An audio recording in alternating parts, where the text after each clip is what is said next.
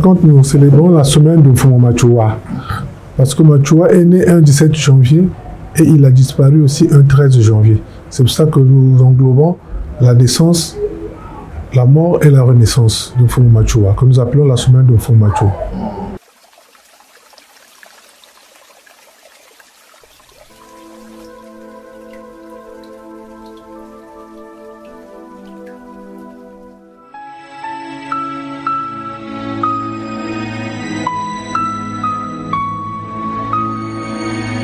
Le thème qui a été retenu pour cette année, chaque jour, créez votre histoire. Chaque chemin que vous empruntez, laissez votre héritage. Donc nous avons une série d'activités.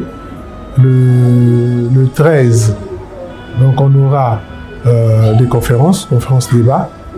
Le 14 et le 15, nous aurons des portes ouvertes où les membres de la communauté et d'autres personnes aussi qui sont intéressées peuvent exposer des produits qui sont un peu liés à nos pratiques. Et le 16, nous aurons une animation culturelle. Tout cela va se passer au niveau de notre siège, 12-14 rue Kokabateke à Bakongo, Brazzaville.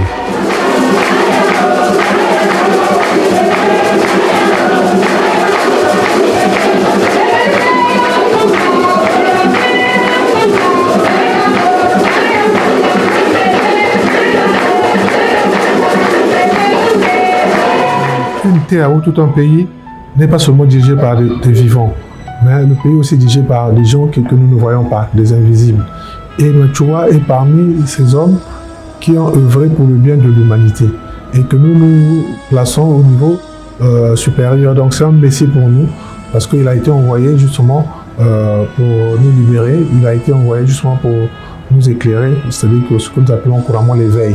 Et cela a été prophétisé par Mfumu Kimbangu qui disait que celui qui viendra secourir le colonialisme viendra de l'autre rive du fleuve Congo. Pour Machua, chaque peuple a ses symboles, chaque peuple aussi a son histoire. Et ce qui fait aussi un grand peuple, c'est son histoire, c'est les repères. Et les repères, Dieu a toujours envoyé des hommes éclairés qui sont des grandes figures. On s'inspire d'eux justement pour avancer. Sinon, on navigue à vue. C'est pour ça que Mfumu Machua est ce grand symbole, comme Mfumu Kimbangu, comme le Maman Kipamvita, qui représente quelque chose pour nous. Ils occupent une grande place dans notre communauté spirituelle.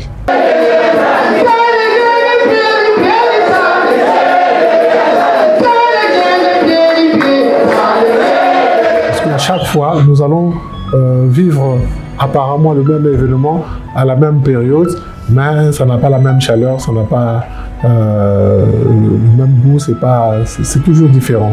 Même si on s'arrange à répéter la même chose, ça sera toujours différent. On ne peut pas se laver 2 fois dans le même fleuve. La particularité, parce que c'est un problème spirituel, tout ce que nous voyons, on peut se rendre compte, mais il y a des choses que nous ne voyons pas, ou que nous vivons.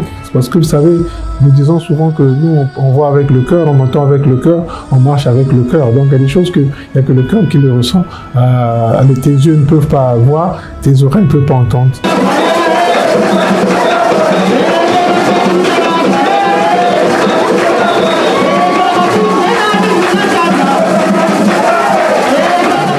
L'année 2023, ça a été une bonne année pour nous parce que tout ce qu'on avait prévu et tout notre programme a été exécuté et notre budget aussi a été exécuté. Vous savez qu'on est toujours touché devant la mort. Et il y a un adage du Congo qui dit parfois à Thomas, même si les gens ne l'aiment pas, même si les gens ne l'aimaient pas, mais quand quelqu'un nous quitte, on a toujours une pensée pour eux. Donc qui se repose en paix. Et c'est une grande figure, il a beaucoup travaillé dans cet éveil. Et c'est toujours le chemin de Mfumu Machua, de Mfumu Kimbangu. Donc vous savez, ces gens-là, ils sont pas nombreux aussi sur cette terre. Et nous continuons cette œuvre que les anciens ont laissée. Et lui aussi, il a beaucoup fait. C'est pour ça que nous rendons hommage à ce grand homme.